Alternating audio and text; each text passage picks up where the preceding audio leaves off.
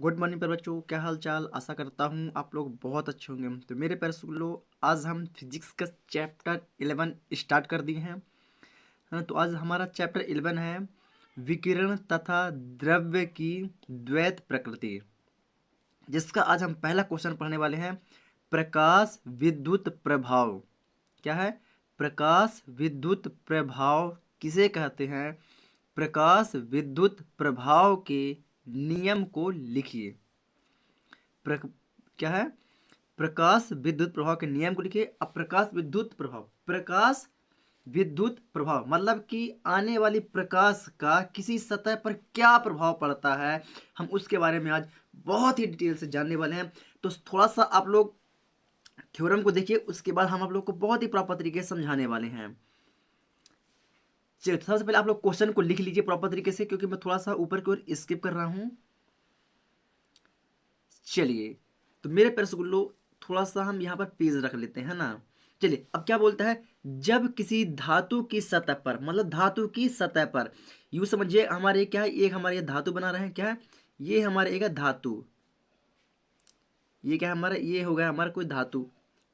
समझ पा रहे हैं हम? तो क्या बोलते हैं? जब किसी धातु की सतह पर एक निश्चित आवृत्ति से अधिक प्रकाश की किरणें डाला जाता है, मतलब कि सूर्य की प्रकाश है जिनकी आवृत्ति क्या होती है? अधिक होती है। ये क्या है? सूर्य प्रकाश की किरणें ये आ रही हैं। अधिक आवृत्ति की प्रकाश किरणें की बात कर रहे हैं। किसकी बात कर रहे हैं हम? अधिक आवृत्ति के प्रकाश किरणों की बात कर रहे हैं, है ना। तो डाला जाता है तो धातु की सतह से इलेक्ट्रॉनों का उत्सर्जन होने लगता है। क्या होता है? धातु का क्या क्या बोल रहा है? धातु की सतह से इलेक्ट्रॉनों का उत्सर्जन होने लगता है। कहने का तात्पर्य क्या है कि जैसे ही प्रकाश किरण, अधिक आवृत्ति की प्रकाश किरणें किसी धातु की सतह से टकराती हैं, तो यहाँ पर इलेक्ट्रॉनों का क्या हो जाता है? उत्सर्जन होता है।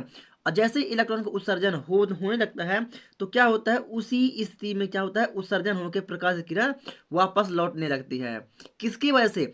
इलेक्ट्रॉनों के उत्सर्जन की वजह से। किसकी वजह से? इलेक्ट्रॉनों के उत्सर्जन की वजह से होने लगता है। क्या होने लगता है? इलेक्ट्रॉनों का उत्सर्जन होने लगता है। अब स्वाभाविक सी बात है मेरे प्यारे स्कूलों कि अगर किसी सतह पर कोई प्रकाश पड़ेगा तो वहां पर कुछ प्रतिक्रिया तो होगी। अब प्रतिक्रिया होगी तो कुछ किरणें तो निकलेंगी, और जब कुछ किरणें निकलेंगी तो स्वाभाविक सी बात है यहां वहां भागेंगी, है ना। तो हम उसी की बात कर रहे हैं कि जब किसी सतह पर जब किसी सतह पर एक निश्चित आवृत्ति की अधिक प्रकाश की आवृत्ति को डाला जाता है, तो धातु की सतह से इलेक्ट्रॉनों का उत्सर्जन होने लगता है। और धातु की सतह पर इलेक्ट्रॉनों के उत्सर्जन की घटना को, धातु की सतह पर इलेक्ट्रॉनों के होने वाले उत्सर्जन को ही हम क्या बोलते हैं प्यारे स्कूलों? प्रकाश विद्युत प्रभाव। क्या बोलते हैं मेरे प्यारे स्कूलों? प्रकाश विद्युत प्रभाव। आशा करता हूं आप लोग इसे बहुत ही प्रॉपर तरीके से समझ पाए होंगे। चलिए, अब बात करते हैं इसके नियम की। प्रकाश विद्युत प्रभाव का नियम क्या है मेरे प्यारे स्कूलों? तो सबसे पहले आप लोग वीडियो को रोक के क्वेश्चन प्लस प्रकाश विद्युत प्रभाव के डेफिनेशन को आप लोग बहुत ही प्रॉपर तरीके से लिख लीजिए। अब चलते हैं डायरेक्टली हम इसके नियम में। किसके? डायरेक्टली नियम में। तो इसका नियम क्या कहता है मेरे प्यारे स्कूलों? आइए देखते हैं, नियम के बारे में पढ़ते हैं। हाँ, तो इसका पहला नियम हम पढ़ने वाले हैं प्यारे स्कूलों। चलिए, आप लोग भी हेडिंग डाल लीजिए, प्रकाश विद्युत प्रभाव का नियम। चलिए, तो ये क्या कहता है मेरे प्यारे स्कूलों कि उत्सर्जित इलेक्ट्रॉनों की संख्या और आपतित प्रकाश की तीव्रता के क्या होता है? अनुक्रमानुपाती होता है। मैं कहने का तात्पर्य क्या है मेरे प्यारे स्कूलों? यहाँ पर जो प्रकाश पड़ा, यहाँ पर प्रकाश पड़ा, तो आपतित किरणें, जो आती हुई किरणें ये हुई, है ना। तो आने वाली किरणें और उत्सर्जित होने वाले इलेक्ट्रॉनों का जो क्या होता है? प्रकाश की तीव्रता होती है, क्या होती है? अनुक्रमानुपाती होती है। क्या होती है मेरे प्यारे? अनुक्रमानुपाती होती है। किसके? आपतित प्रकाश के, आपतित प्रकाश के और उत्सर्जित प्रकाश, सॉरी, उत्सर्जित इलेक्ट्रॉन, इन दोनों क्या होते हैं? आपस में क्या होते हैं? एक दूसरे के अनुक्रमानुपाती होते हैं। क्या होता है मेरे प्यारे? अनुक्रमानुपाती होते हैं। कहने तात्पर्य क्या है कि उत्सर्जित इलेक्ट्रॉनों की संख्या और आपतित प्रकाश की तीव्रता में कोई कमी नहीं होती है। क्यों? क्योंकि जितने प्रकाश से वो आपतित होती है किसी सतह पर, उतनी ही तीव्रता के साथ इलेक्ट्रॉन उत्सर्जित होते हैं और और अनुक्रमानुपाती होकर दूसरी दिशा में तो क्या होता है, ट्रांसफर हो जाते हैं। समझ पा रहे हैं आप लोग? चलिए आप लोग पहला पॉइंट को भी प्रॉपर तरीके से लिख लीजिएगा इसके नियम का। अब बात करते हैं इसका दूसरा नियम। तो दूसरा नियम क्या कहता है मेरे पास गुल्लो?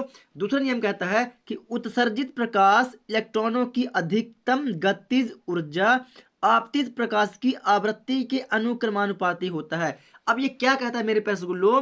थोड़ा सा आप लोग समझिए। पहला नियम तो आप लोग लिख लिए हैं, चलिए थोड़ा सा मैं ऊपर को स्किप किए दे रहा हूं। चलिए ये रहा दूसरा नियम। अब दूसरा नियम कहने तब पर क्या है मेरे पैस गुल्लो?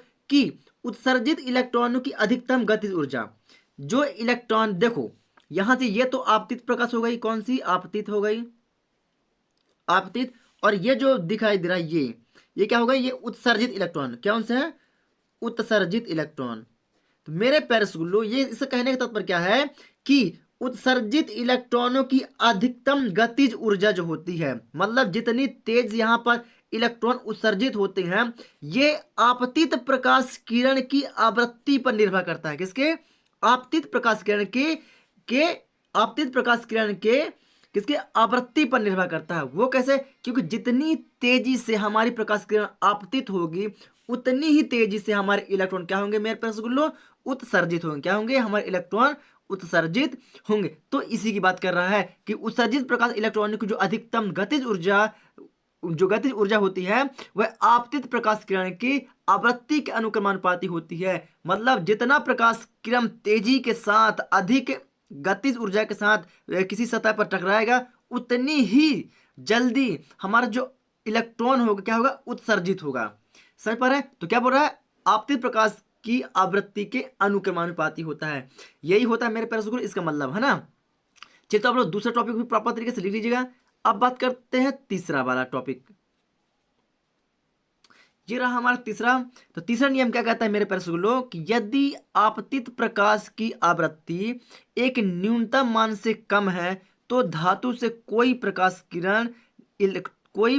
इलेक्ट्रॉन नहीं निकलता। कहने का तात्पर्य क्या है मेरे प्यारे स्टूडेंटों? जैसे आप लोग समझ लीजिए, ये जो हमारा सतह है, एक बार पुनः सतह बना लेता हूं।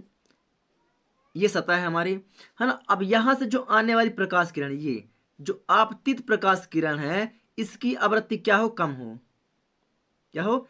इसकी आवृत्ति कम हो।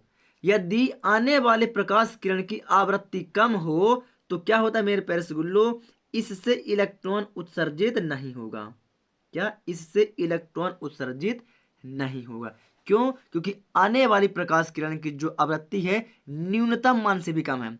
क्योंकि अगर न्यूनतम होता तो चलता, लेकिन न्यूनतम मान से भी कम है, तो धातु से किसी भी प्रकार से क्या होता है मेरे पास गुल्लो? इलेक्ट्रॉन उत्सर्जित नहीं होते हैं, है ना। उसी की बात कर रहे हैं कि यदि आने वाली प्रकाश किरण की आवृत्ति न्यूनतम मान से भी अगर कम होती है मेरे प्यारे बच्चों, तो उससे किसी भी प्रकार का इलेक्ट्रॉन नहीं निकलता है। समझ पा रहे हैं? चलिए अब बात करते हैं इसका चौथा पॉइंट। आप लोग दूसरा और तीसरा नियम को भी प्रॉपर तरीके से लिख लीजिएगा। अब बात करते हैं इसका चौथा वाला नियम। चौथा नियम हमारा क्या कहता है मेरे पास को? थोड़ा सा आप लोग भी गौर करिएगा। चलिए अब चौथा नियम हमारा क्या कहता है कि धातु की सतह पर प्रकाश के आपतित होने तथा उससे प्रकाश इलेक्ट्रॉन के उत्सर्जित होने के बीच कोई समय अंतराल नहीं होता। समझ पा रहे हैं मेरे पास गुलो? मतलब कि जितना प्रकाश किरण आपतित होती है, थोड़ा सा आप लोग समझिएगा। जैसे ये प्रकाश किरण आई, ये आपतित प्रकाश किरण जितना आती है, तो इसे इलेक्ट्रॉनों को उत्सर्जित करने में कोई भी समय नहीं लगता। जैसे प्रकाश किरण पड़ी, ये चली गई, ये पड़ी, ये चली गई, ये पड़ी, ये चली गई, मतलब तुरंत इलेक्ट्रॉन उत्सर्जित हो जाते हैं। क्या? तुरंत हमारे इलेक्ट्रॉन उत्सर्जित हो जाते हैं। इनके बीच में किसी भी प्रकार का समय नहीं लगता है। क्या? इनके बीच में किसी भी प्रकार का समय नहीं लगता है। हम उसी की बात कर रहे हैं मेरे पास गुलो कि धातु की सतह पर प्रकाश जैसे आपतित होता है तथा उससे प्रकाश इलेक्ट्रॉन के उत्सर्जन होने के बीच कोई समय अंतराल नहीं होता। मतलब जैसे ही आपतित प्रकाश किरण किसी सतह पर पड़ी और तुरंत इलेक्ट्रॉन उत्सर्जित हो गया। कहने तात्पर्य प्रकाश का परावर्तन आप लोगों ने पढ़ा है, उसी की बात ही समझ लीजिए कि जैसे ही हम किसी चिकनी सतह पर प्रकाश किरण पड़ती है और तुरंत प्रकाश परावर्तित होकर अपने दिशा में वापस लौट जाती है, तो क्या उसके परावर्तन में क्या कोई समय लगता है? क्या? नहीं, ऐसा कोई भी समय नहीं लगता है। तो ऐसा करता है मेरे प्रश्न आप लोग इसे बहुत ही प्रॉपर तरीके से समझ पा रहे होंगे। अगर समझ में आया तो ये हमारा अंतिम और लास्ट नियम था, चौथा नियम। समझ में आया तो वीडियो को लाइक करें और चैनल पर नया है तो हमारे रिस्क स्टडी यूट्यूब चैनल को सब्सक्राइब करके बेल आइकन को दबा लें। चलिए मेरे प्यारे स्कूलों, मैं मिलता हूँ आप लोग को एक न्यू वीडियो के साथ, तब तक के लिए जय हिंद।